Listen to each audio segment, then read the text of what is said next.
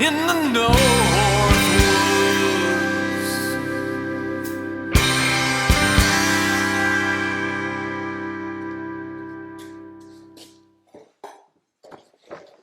Thanks for coming along on another Northwoods Ramble. I'm Seeley Dave, coming to you this episode from my heated Merica garage, located below our Silent Sports Chalet Airbnb rental right next to our house, which is still at the base of the Hollywood Hills, just outside bustling downtown Seeley, Wisconsin. I'm coming to you from the garage this time because later in this episode, I've got a number of different interviews that I recorded in Wausau last weekend at the Red Granite Grinder, the Ironbull race there. They hired me to go and photograph that race and to record a podcast over there, which I talked about in a couple of previous episodes. And I did that. So I recorded some interviews with the winners of the long course, a woman who lives in the area who's participated in the Red Granite Grinder, I think 4 times. Some Chicago folks that keep coming back for it, and it was their first gravel race that they ever did. So, and then also I interviewed Shane Hitz, the course director for the Red Granite Grinder. So because and then later on after that, at the end of this episode, there's an interview with Ben Welnak of Mountain Bike Radio. Ben is been on the show in the past, and he's an avid hunter as well as a mountain biker and podcaster background, but he's an avid hunter, and so he and I talk a lot about deer hunting. And this year we're experiencing Acorn Mast season, which means the oak trees are dropping an inordinate amount of acorns, way more than they normally would. I guess a single tree can drop up 10,000 acorns. So the ground is covered with them. Anyway, I talked to Ben about what that's going to mean for hunting deer this year, and also talk about a couple of funny fishing story and a funny wolf story that I heard from a friend of mine in Milwaukee. So stick around for the end of the episode for that. And yeah, so since I had all those separate interviews recorded, I decided that I didn't want to do my usual introduction recording in my office there, my little log cabin office, where I use the video mixer board and a keynote presentation and blend in a bunch of slides, photographs that I've taken, and other video clips with me and picture in a picture in the corner, stuff like that. I wanted to simplify the introduction a little bit since there's a bunch of video editing to this episode later. So I thought I'd record in the garage here, the Merica garage, which the previous owners had painted an American flag on the inside of the garage door, and of course, why get rid of that, right? So anyway, I did bring my notes along so I didn't forget stuff. I kind of like this new format where I've landed on now, where I record the introduction after I do the rest of the show, so I know what to talk about, what's coming up, and I like having, sort of like the old newscasters did on their desk, I like having a few handwritten notes just to keep me on track. I'm not going to read off everything, but I do like having these notes, or I end up forgetting something. So with that, I think I'll get right into our hyperborean report on life above 8. We're going to keep that in all the introductions. And our weather right now is cooling off. We're still in fall, thank goodness. It isn't winter yet. Last year at this time, we had 6 inches of snow on the ground already, and it stayed the rest of the winter. So we're still enjoying fall. The colors are still popping, but the temperatures are cooling off. The other morning when I went over and talked to Ben, it was 30 degrees and foggy out when I went over to his place.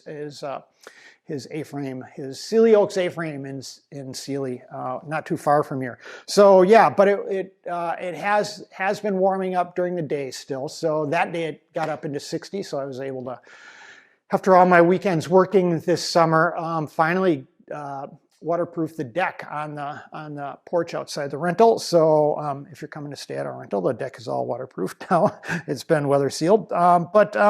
What else? Yeah, so the colors are popping. If you're coming up here, a couple of great maple trees to look at are there's a couple of twin maples right outside the Leonard Town Hall on Highway 63, just south of Seeley. If you're driving up, you take a look to the left, the twin maples are a perfect October ombre.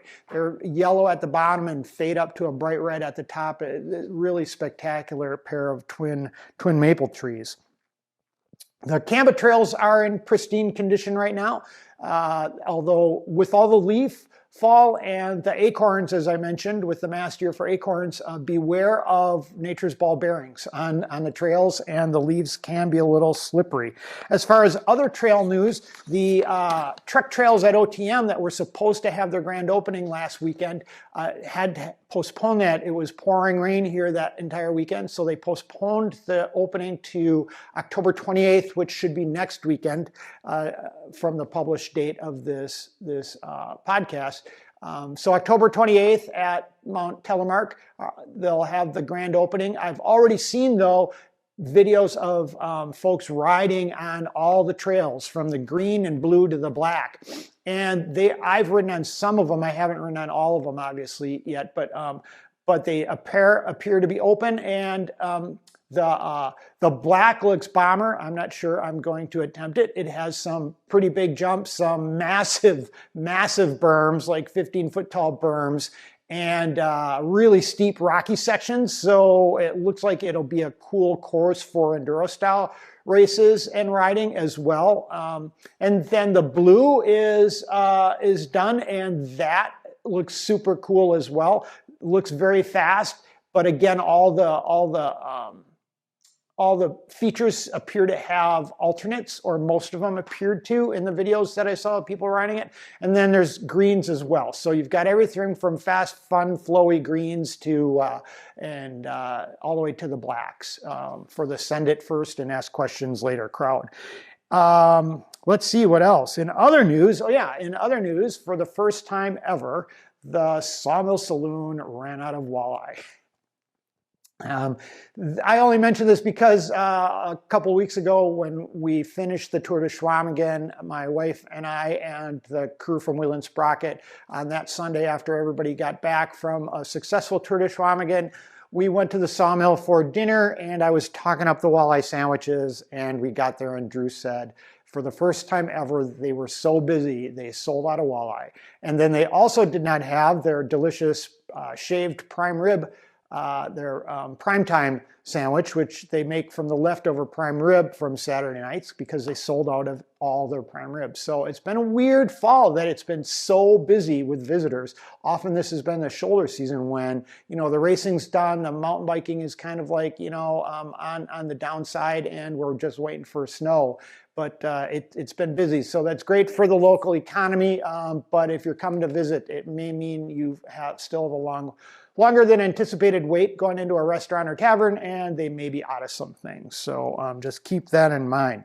Speaking of walleye, Drew, the manager at the Sawmill, he finally made good on his threat to take me fishing. Drew grew up in the area. His family ran a resort on Spider Lake where he was a fishing guide for 10 years.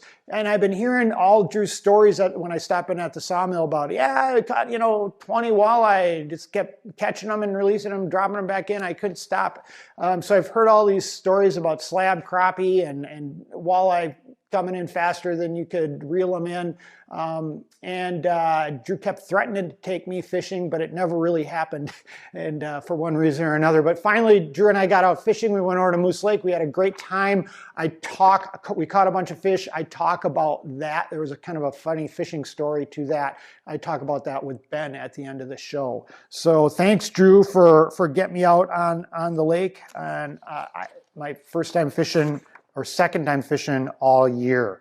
So with that, I think we'll jump into those interviews that I did at Wausau at the Red Granite Grinder. And if you haven't done the course, I highly recommend it. It is late in the season. It isn't super huge, so you don't have to worry about it selling out at this point. But it's really fun with a great mix of different conditions on the courses. And they have everything from a 144 course, which is what I photographed, to a 12-mile family-friendly course, and some shorter distances like 50 miles where you ride through a corn maze when you're done. So anyway, it's a pretty cool course. I highly recommend it. They also added this year, they had some women's clinics on Friday, the day before the race. Unfortunately, it was raining pretty heavily that day, so a number of people didn't go to those free clinics, but the ones that did seem to have a great time and learn a lot from Laura Rubish. She is a local Viroqua area endurance ultra athlete. She's, Arrowhead 135, and, all the big long races, Tuscobia, all that sort of stuff. She also did the 85-mile course at the Red Granite Grinder, but on Friday she gave a couple of clinics for women.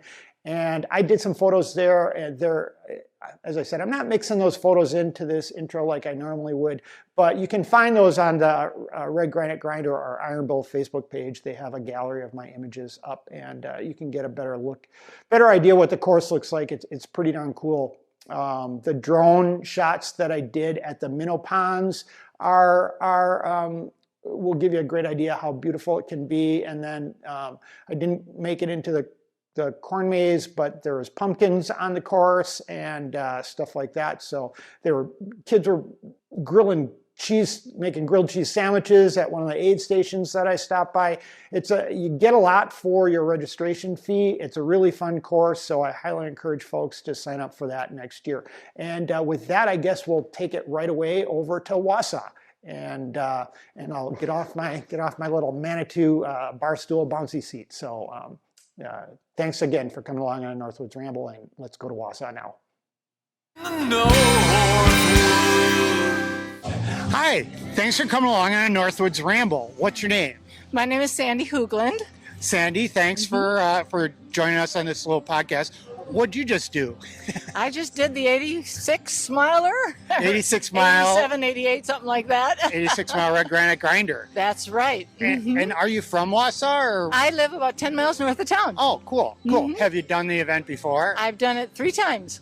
The 85 each time? Well, I was signed up for the 85 each time, but last year in the snow, I chickened out and did the 50. Because I wanted to do the corn maze. Oh, right. Yeah, you don't get that on the 85. I know, and I was out photographing the long course today, and I don't think you get the corn maze on the long course either, right? No. Well, you got to give the short people mix it up something a little extra, bit. right? Yep. Yeah. And how did your day go today? Oh, pretty good. I have been paddling all summer, not riding, so it was a bit of a strain, but I finished. Are you a kayaker? I'm a kayaker, a dragon boater, a canoeer. Oh, okay. Because I mean, that's one of the unique things about Wausau is they have, a professional kayak course. They can actually change the flow rate on, which I think is like really. I don't know how many other kayak courses there are like that, but it seems really unique. I've only done a little bit of whitewater. I tried that one time. Yeah. Are you a skier as well? Yes, cross country. Yeah, it's kind of and backcountry. I used to say because of the kayak course and because of the mountain biking and the skiing, I kind of used to say Wausau is the Chamonix of the Midwest. It's so many fun things to do, right? And fat biking in the winter here is amazing. That's true too. You've got that as well. And this Ironbull organization seems like they do a really good job. This is my first time at the event. I've been aware of it. But is that right? Yeah, it's amazing. And every time they mix up the course a little bit differently. And there's so many different things. I mean, you're on pavement for a little while. You're on gravel. You're on snowmobile trails. You're on single track. Every time you get a little bit bored with something, it's like they threw something new at you. That's great. Yeah, I'm a good friend with Shane, and we do bikepacking trips together. So we both kind of like to throw lots of mixes of different things in our routes. And Shane is like a really expert at finding things. And a consummate researcher, about going out and because he has to ride all this. Yeah, the minnow ponds this year. I never even knew of those before. I went over there, I threw a drone up and did some photos at the minnow ponds. But cool. Thanks very much, and I'm glad you had a great day. Oh, it was a good day. All right. Thank you. Bye-bye. Shane, thanks for coming along on Northwoods Ramble, and thanks for inviting me to the Red Granite Grinder. Yeah, no problem.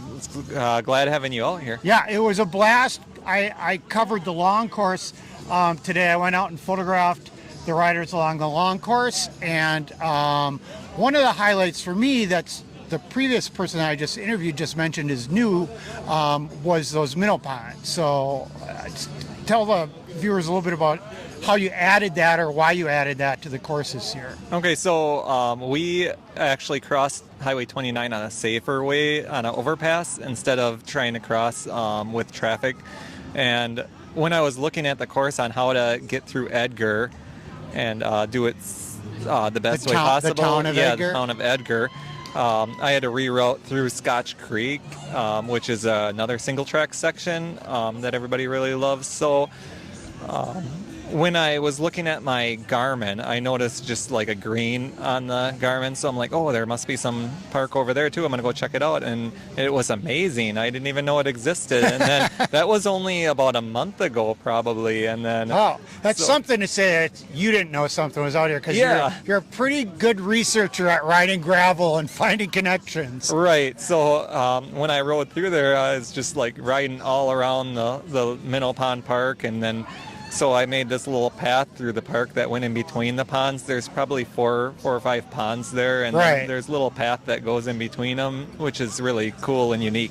There's kind of a nice little bridge. The riders don't go over that bridge, but there's a nice little bridge in the background too. And then I didn't get in there because I had to run out, and I actually cut my finger with my drone. Oh. I was hand landing the drone, and the wind blew it suddenly, and my finger got stuck and got hit by a propeller. But so I didn't go in by it, but there were a bunch of kids in warming the pavilion up there, right? Yeah.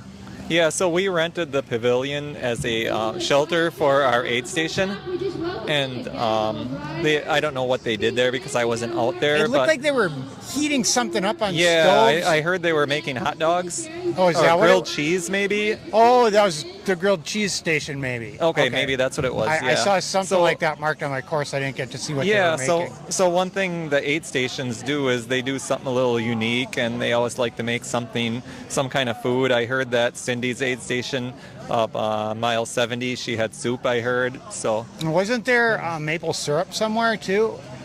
Yeah, Embark was here with their maple syrup. Is that what you mean? I thought I saw some people were making maple syrup really? on the course. Oh, I didn't know about that. Maybe it was Embark. Maybe it was Embark. Yeah, but I wouldn't put it past someone making maple syrup on the course, because it's something someone would do. Well, I just FYI got a number of rider feedback that the uniqueness of the course, where ATV trails, snowmobile trails, gravel, pavement, people really seem to enjoy it. So whatever you're doing, people seem to like it. Yeah, well, I took a lot from bike packing to make this course. So I really love bike packing. Everybody probably knows that. All your listeners do. So the courses that I make for bike packing, I want to go off-road at least once a day. So then I kind of combine that with a gravel route and made a gravel adventure route, I guess you would say. Okay. And some people say it's not their cup of tea, but the ones that do come back here over and over and over every year just love it. Cool. All right, well, thanks, Shane. Hey, guys, welcome to the Northwoods Ramble podcast, and congratulations on an amazing finish. Why don't you tell me your names and where you're from first? Yeah, my name is Peter Olenichek. I'm from Minneapolis, Minnesota, and I've kind of been there my whole life. And? Peter Olenichek. I was wondering how to pronounce that. I was told to say Peter O. Matty Rowe. I grew up in Wausau. Oh, okay. Yeah. I think you've done this a few times before. Yep, this is my third. Yeah, okay. Yep. You grew up in Wausau? Yep, in the Billy Goat Hills, actually. Are you still living in Wausau? I live in Colorado now. Oh, you come back for this race? Uh-huh, yep. Nice. And have you done the race before? I have not, but I was telling Maddie, my dad's family is from Wausau, so my uncles, my grandparents, they're here, and it's been on my radar because I was like, I should find a race that I could do that's easy for them to come spectate and mean something to them being in their hometown. So do both of you race like around the country more, or just stick to your home turf mostly? Peter races a lot around the country. I've been around the country quite a bit, but I'm on the Sunset tour of my career, so I'll be local more. I have 2 kids and really shouldn't be racing a lot tour, but sometimes my team races his team. I ride for Team Rio Grande. So Rio Grande? yeah, so sometimes I line up against these monsters. Where in Colorado? Fort Collins. Fort Collins? Yep. Oh, okay. Yep. And your team is? Project Echelon. Project Echelon. We're a Milwaukee-based team and got guys all over the country. So Oh, it's a Milwaukee base. yeah, Oh, I'm originally from Milwaukee. nice, Yeah. I nice. live over in Seeley now. Sure, sure. Ooh, are you a cross-country skier? I am, but I'm not a good one yet. Doesn't matter. Yeah, no, but I grew 5 miles of trail right out my back door. I'm Beauty. getting better at it. My legend. Yeah. Nice. But so why don't you talk a little bit about how the race went? When I saw you at the creek, which is around mile 100 or something like that, you guys looked like you're fine. So how was it going out there? You tell them about the first go up Rib Mountain and how you dropped everybody. Well, I don't know. I mean, Rib Mountain's really hard, and it went bananas at the bottom, and then we got to the really steep part, and I felt good, so then I just started ripping, and then it got down to like 5. And this year was different because normally we had to just run at the top because there's a trail, but we could ride this year. So that really, I'm not super confident in that. So I wanted to be first, so if I was slow, I would slow everybody else down. But then all of a sudden, I only heard one person breathing behind me, and that was this guy. But yeah, from that point, we just took really equal, consistent pulls, and we knew that teamwork was going to move us along faster and keep us away from anybody that had a chance. And the consistent change in course, like the fact that you're turning every couple of miles roughly, kind of helps make the exchanges pretty easy. I'd do a headwind, he'd do a headwind, crosswind, tailwind, we'd mix it A little up. more natural. Yeah. It was gorgeous teamwork. Gorgeous. We're making sure we didn't get T-boned randomly at intersections. Yeah. Were you guys, when I saw you, you're 20 to 25 minutes ahead of the next rider. Oh, wow. We had no idea. I had no You idea. didn't know? No. I didn't know the whole race. Were you in a larger bunch at the front for up until some point? After the hike-a-bike section, it was the hike-a-bike section. That was it? Someone, it was Hayden and a couple others, and I don't know how they got separated. I kind of just was too focused about not twisting an ankle. Yeah. It's sketchy up there. It's definitely a hiking trail. Yeah. And so you've ridden here a bunch before, and you've ridden a lot of the gravel, right? Yeah, I mean this was still very much unlike anything I've ever done, with like the ATV trail, and honestly like kind of untamed wilderness of the heavy rain as well. It made for some really interesting conditions. Cool. Yeah, snowmobile trails are pretty rowdy. Yeah, yeah, it felt more like a cross race at times than a gravel race. Yeah. Awesome. Well, thanks, guys. I You just bet. want to do a quick call. Yeah, check-in appreciate with it. ya. Thanks for having us. Thanks so much. Thanks a bunch. Yeah. Your names, where you're from, and which distance you did. I'm Peter Hopkins. I'm from Chicago, and I did the 85 mile. I'm Daniel Stryker. I'm also from Chicago. I did the 85 mile too. Peter Monko from Chicago, and I did the 85 miler. And Peter, I see you've got a plaque there. So how'd you do? Not bad, yeah. I won my age group and 10th overall. And you guys said you did well this year too, huh? Yeah, we PR'd by about an hour and a half. So Why we're do you think that feeling is? good. Were you just better training, or? Last year was the first gravel race we had ever done in our lives, so is a learning experience just for us last year. This year we knew what to expect, and had some better training. Oh, okay, wow. So after you did that one, have you done more in between that one and this one then? Yeah, earlier this year we both did Barry-Roubaix, and Peter and I did a race in Iceland over the summer as well. Cool. And we did Rough Road 100 and one more? No, just those. That was it. Awesome. And tell us a little bit about your bike socks things that you guys do too. So the Chicago Bike Socks is a group. We bike to the ball games and tailgate at the bike racks. We've got beer from Mars Brewing. We do a little group ride beforehand, and then we all sit together. It's a lot of fun. Cool. And how many people show up? About 50. Wow, that's Yeah. that's a pretty good number. I think we get like 35 on the ride, and then a few other people kind of just bike over and hang out.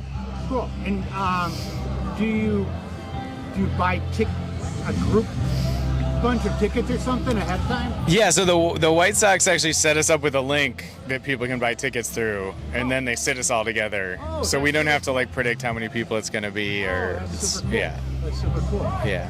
Awesome. Well, thanks again, guys. Thanks for coming along on our Northwoods Ramble.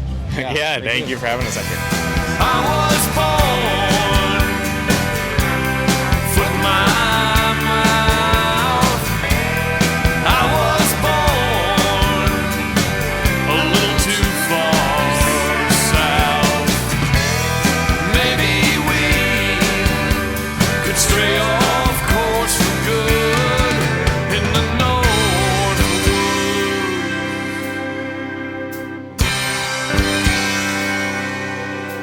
In the Northwoods.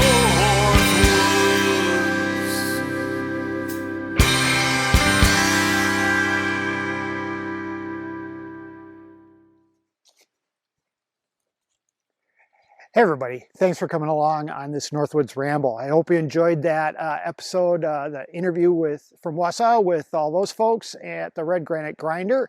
And coming up next is my interview with Ben Welnak, formerly of Mountain Bike Radio. But what we're really talking about here is hunting and fishing. And so Ben is a very good hunter. He bow hunts a lot. I'm not sure if he rifle hunts at all. I do both.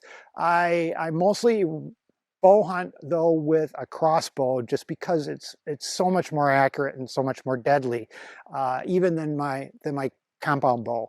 But I don't really enjoy it. It's the same way I don't really enjoy shooting a rifle. I use a rifle because it's an effective tool for killing deer for rifle season. But I don't go hang out at the range and shoot it, because it's just, it takes me 2 bullets to sight it in, and it's perfectly accurate after that. Same thing with the crossbow. It takes me a couple of arrows to sight it in. And I went from here to the center with a couple of clicks on the scope, so it's not really fun for me to shoot. But I do enjoy shooting the recurve that I got from Grandpa Jerry. Miss you, Grandpa Jerry. This is an old Fredbear Black Panther Hunter. It's a super cool old vintage recurve. It's only about 45 pounds. I have yet to hunt with it, because although I'm reasonably accurate with it from 15 yards or so, I just don't feel comfortable. I don't want to wound a deer if I can avoid it. So I use the crossbow. Maybe I'll get better with this and get more confident and start. But anyway, we're going to jump into the interview with Ben soon. And you may notice, if you're watching the video, there's some edit clips. I normally don't edit my videos, but in this interview, we kind of rambled even more than I like to ramble. And so I cut some of that to keep it brief. And then I tell a wolf story that a friend of mine told. And although I never mentioned that person by name, I got a little too specific about the where I heard it. So I wanted to keep that anonymity, and so I made some edits to my talk about that as well. But so we're jumping back into Ben next, and then we're going to let my brother Dean and the Waco brothers take us out. You may notice the new introduction, the new outro as well, with my brother's cool song Northwoods. He's in the band the Waco Brothers. So thanks Dino and the rest of the guys in the Wacos for letting me use that song, and thanks to you for coming along in this Northwoods Ramble. And here you go with Ben. Okay, hey Ben, thanks for joining us on another Northwoods Ramble. Yeah, absolutely. Thanks for coming over. I didn't scare you away the first time, I guess. But I'm back. Forced me in it. So we're recording this little segment in A-frame that Ben has in Seeley on Peterson Road. It's an Airbnb that you can rent, and he happened to be here cleaning and doing a deck, trying to get the deck waterproofed. We were talking before, and when you're up north, there's a thing that frees up when it becomes so southern Wisconsin. You never have it where you're like, everything's frozen, everything's snow, and then it just never melts. Yeah. So here we have that, and like things like, well, getting the deck stained. It's like once we hit the point where it's not going to be, we're not going to have another day that's 65 degrees. Right. Today's supposed to be like 58, so I'm trying to get that done because today's probably the last day that I could probably do that. And so if we it's a do thing. have a weird little warm up somewhere, one of those things, we're still going to probably have it'd be 20 inches of snow on the ground. I know, and it'll be 25 degrees at night. So right, yeah. So anyway, so we're doing that. So if anybody is interested, you can just search Seeley Oaks A-frame on. Oh, is that what it's called? The Seeley Oaks A-frame. Seeley Oaks A-frame, and on Airbnb. And your I'll put this in the show notes, but you have a website for your other rentals too. Upnorthstays.com. Upnorthstays.com. And then we've also used you for your portable saunas when people have stayed at our rental. We don't have a sauna, and a lot of people like that. So it's Northwoodssaunas.com. Northwoodssaunas.com. Yeah. They're very nice. And I have already too many outbuildings. I'm not building another one. So if somebody wants a sauna. You have like 6? Yeah. We have too many things. Too many boilers, too many septics. And another building. Squirrels. Yep. I'm not flying building, squirrels. not building another building. Yeah. But you bring up Seeley Oaks, that brings me to one of the things I wanted to talk to you about, because we're heading into deer hunting season. It's also the end, we're heading into the end of the mountain bike season. And those two things kind of overlap this year in that nature has dropped 1 billion ball bearings on the ground on all the trails and all the woods. So from a mountain bike perspective, if you're riding the trails, watch out, because it is a mast year for acorns and they're all over the trails. Yeah. I haven't yet fallen on them, but I imagine it's certainly possible. I'm wondering more, though, about what this might do for us for deer hunting. Well, I could tell you what it's done already, what I've noticed in talking to people. This is not just local. This is like statewide. Yeah. Oh, for sure. Yeah. Southern Wisconsin, I was down there a couple weeks ago, and it's the same thing. Everywhere you look, it's just 1 million ball bearings. Like you're walking down like anywhere that's not. You got to be careful on a grass slope. or woods. It's you're walking on acorns. Right. And all the way up to Lake Superior, all the spots I've checked and walked in, it's all the same. It's just packed. Yeah. But I can tell you what it's done already, just from a perspective of here, is we've had warm weather, which we have a ton of green browse still underneath. Even now, I mean, you look out, there's still plenty of browse. Yeah. And we had late rain. So we had just a dry summer, late rain. So all that stuff finally grew like September and October. There's a lot of browse, and then there's a ton of acorns, and we had warm weather. And how many deer have you seen driving on the road? Well, have you seen any I haven't. 63? I haven't. And the other thing, so we just had our tour de Schwamingen. I went up the hill to Mary's Sunday Orchard, you know that, and got a bunch of apples. Plus, I have an apple. That's on Double O? Yeah, on Double O.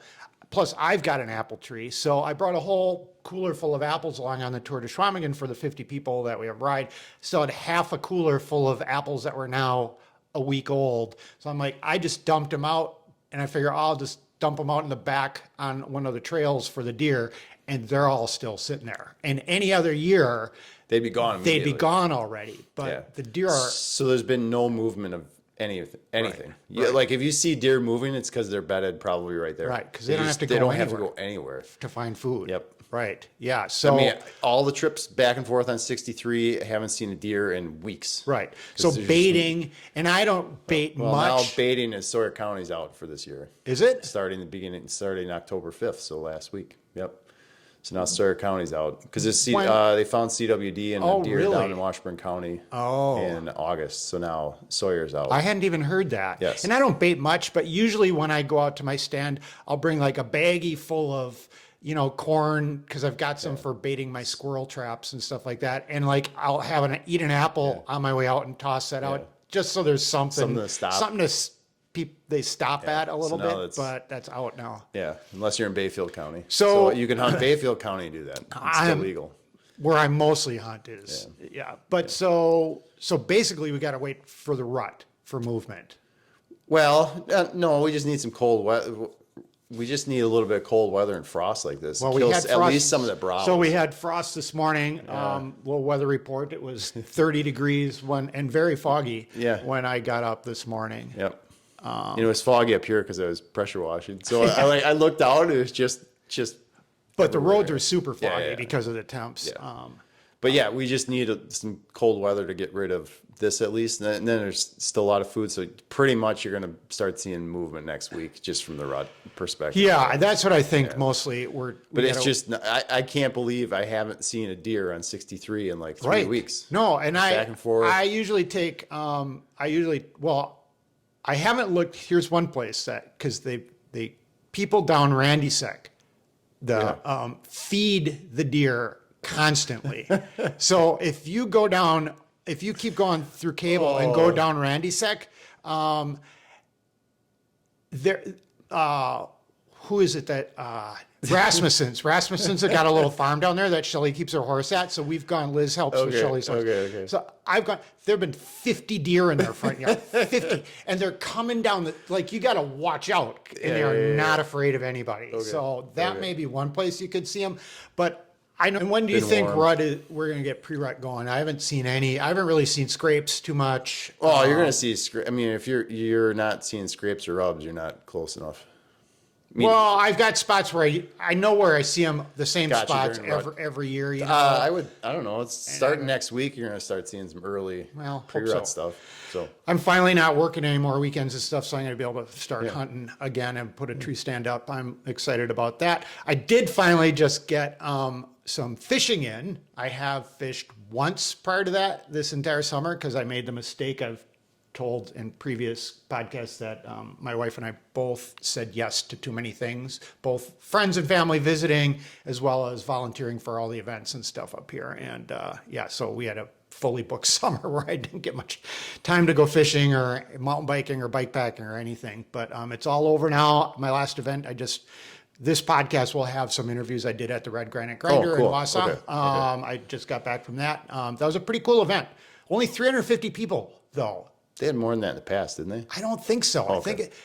I got 500 at my little goofy Hungry Bear thing that it's pretty late. That's right? one of the OGs. Yeah, it is. And this one's only been around for 5 years, and it's pretty late. It's late. The weather can be pretty iffy. People are shutting off. It's starting to. Right. Yeah.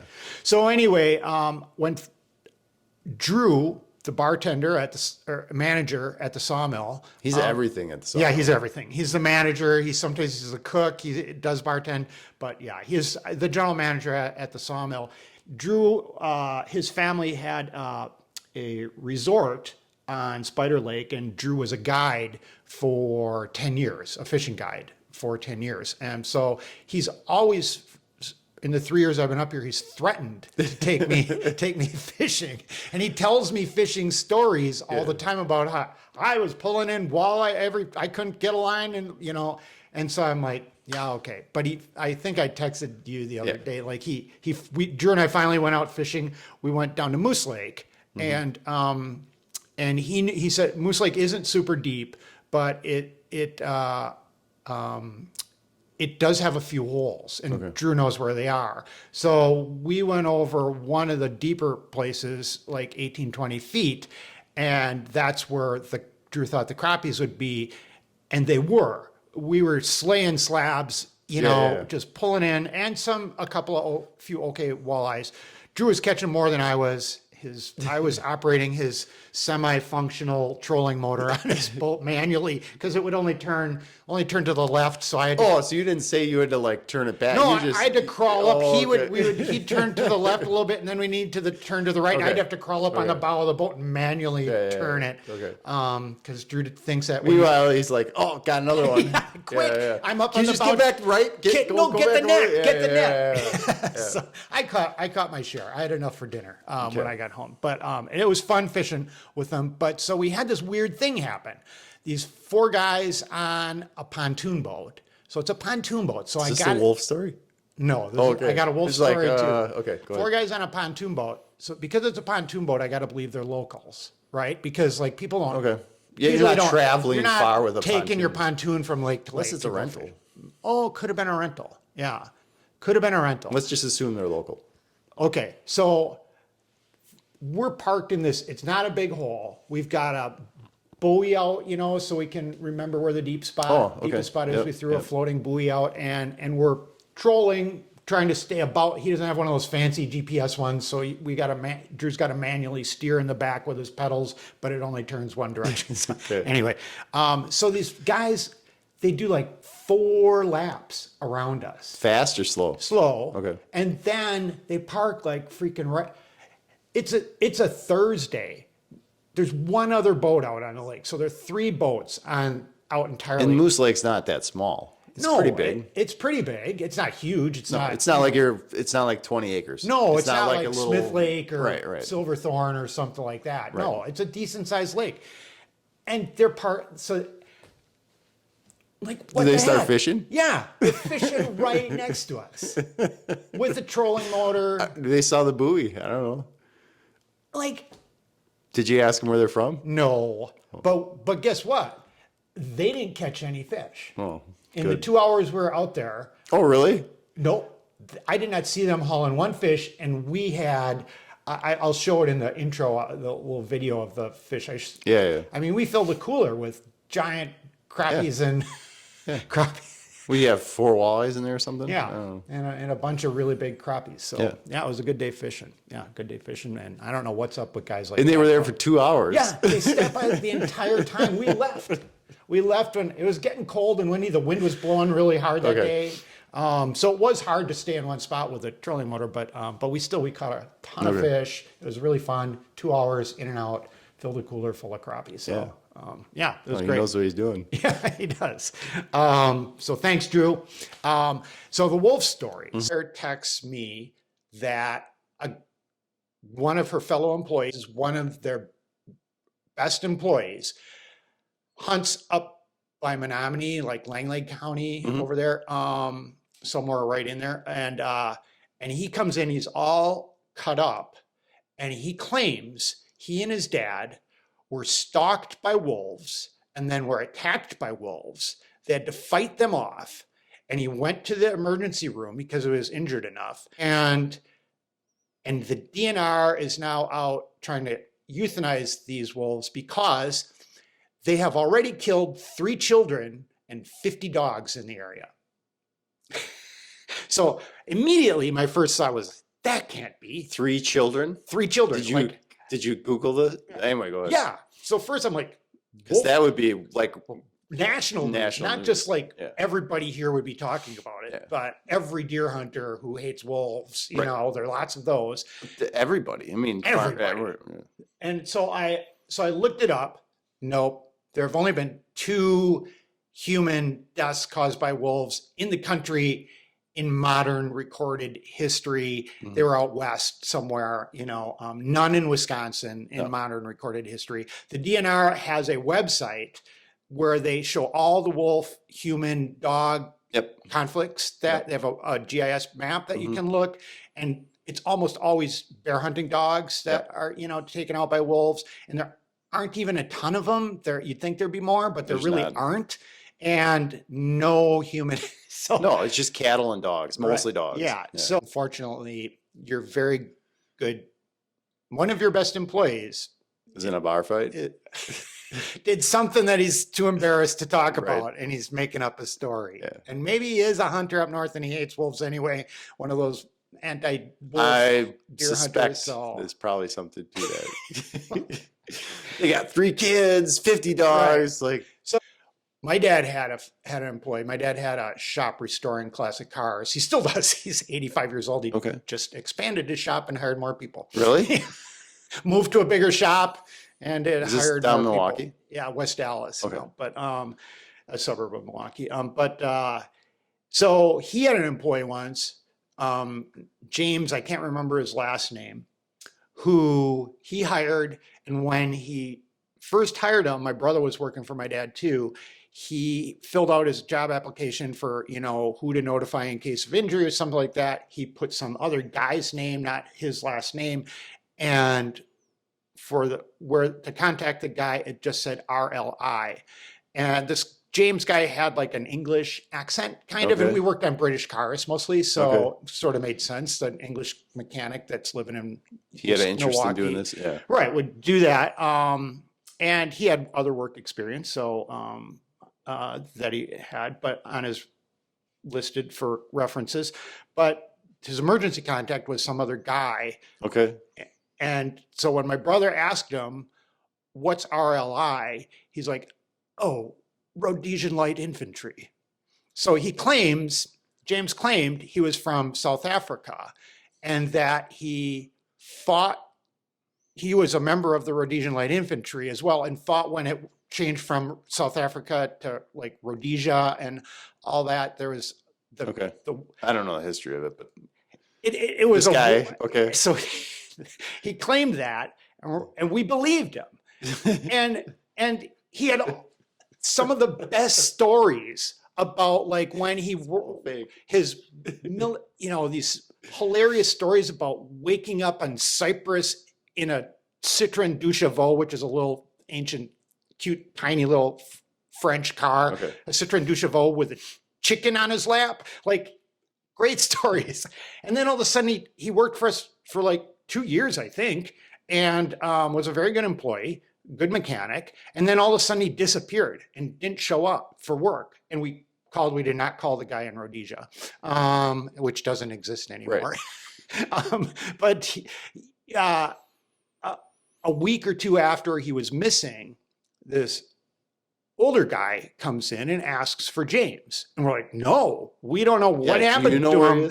Yeah. Do you know where he is? He's like, yeah, he's my son. I'm like, well, but you don't have an accent. He's like, oh, we sent him to St. John's Military School. And he came back, which was a go away, boarding school. Yeah, St. John's is in Delafield, isn't it? I don't remember, but it's somewhere down there. And he came back with a new persona and an accent saying that he was really. None of that was true. Yeah, pretty weird wolf story though. But if you're telling a bunch of people in Milwaukee that aren't hunters or anything, they would never know the difference. They wouldn't know, maybe. Maybe they would think it's true. Yeah.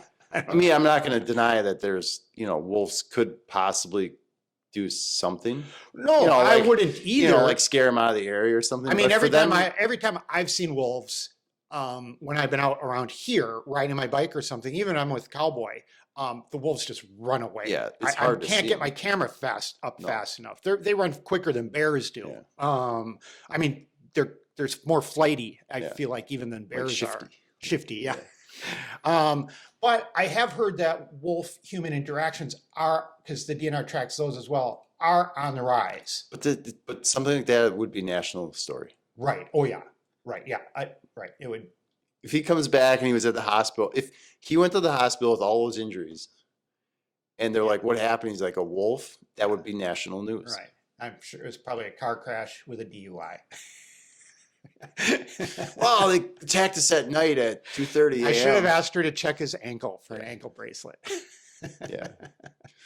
But anyway, roll over. Yeah, I thought that was a funny wolf story. But and just for the record, I am not an anti-wolf guy. I believe that we probably are going to need a hunt, and the DNR really needs to set actual science-based quota and say it shouldn't be run by politics. But unfortunately, I think the first step is they're working on it right now. Part of the politics, from what I understand, part of the politics right now is that what they're doing is that the new director, I forgot his name. They're putting a plan in place that doesn't have an exact. What is it? Doesn't have an exact number. It has a higher number to play politics. So then they can manage it.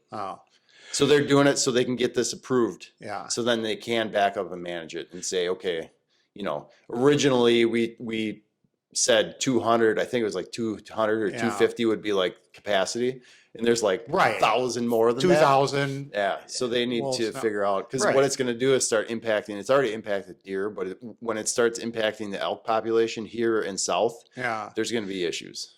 Because the resources that go into the elk and that, at this point, they're not going to want to have 200 wolves running around a pack of 200 elk. And look what's happened with, I don't know. Look what's happened with coyotes too. And like, they're everywhere across the state. They're all the way down south. They're laying in driveways in Racine County, and they do kill dogs. Because they didn't take care of it initially. Because they didn't take care of it. It got out of hand. And now you can't take care of it. Wolves, I think, are probably they're probably by their nature probably never going to want to coexist with humans that much like coyotes, but I don't know. And we Also didn't think there would be bears in southern Wisconsin, Right. Minnesota, and now it's right. now And it's a another normal thing why thing. we need bear hunt, you know, there's just So yeah, right. You gotta control these populations, and that hunting Just hunting is really the best way to manage it. well, and the argument against managing human management is like, listen, you can drive anywhere you want. We've already changed things. So now how do we manage it so we're all working together? Yeah. You go to southern Wisconsin and you're telling me you're not going to manage animal populations, but there's like not lots of, but like a lot or a property of woods that's like that big, and then the rest is just surrounding. So like the capacity can get really out of control really quickly, like deer. Right. And if you don't manage it, you're going Right. to have, Yeah. it's not natural already. Right. Yeah. It's not Anyway. very little in our world is No. based in Natural. Like Right. natural is now, So we kind of got to manage it. yeah, natural. hunting is- Natural is now naturalized. Right. And hunting is the easiest way to manage. Well, in a lot wild of cases, animal you would argue populations. the best. So, Yeah. Right. So yeah, I'm not anti. and in some ways, it's not the easiest. Right. So I'm not anti hunting wolves, but I'm also not anti No, wolves. you just want to do what's best for the whole everything. I've honestly, where I deer hunt, where I gun hunt in Butternut, I've had 2 wolves like on my camera. One of them actually looking over his shoulder while he's taking a crap on my pile of corn because we bait over there.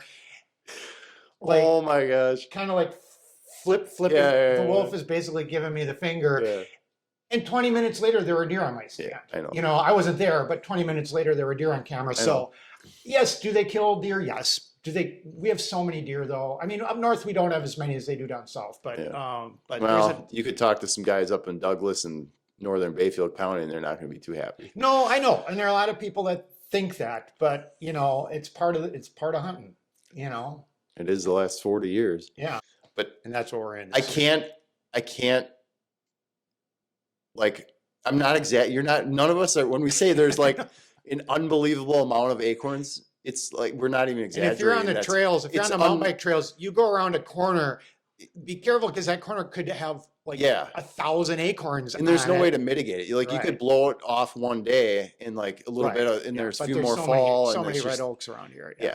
It's endless. yeah, So right, yeah, not to go down the fishing rabbit hole and the bro science DNR end of things, but I don't believe the wolf story. That this guy was telling. I don't either. I just thought it was a funny story, but anyway. All right. Well, hey, thanks, Okay. man. Thank you All very much. right. All right, see Yeah. ya. I was born foot my mouth. I was born a little too far south. Maybe we could stray off course for good in the Northwoods.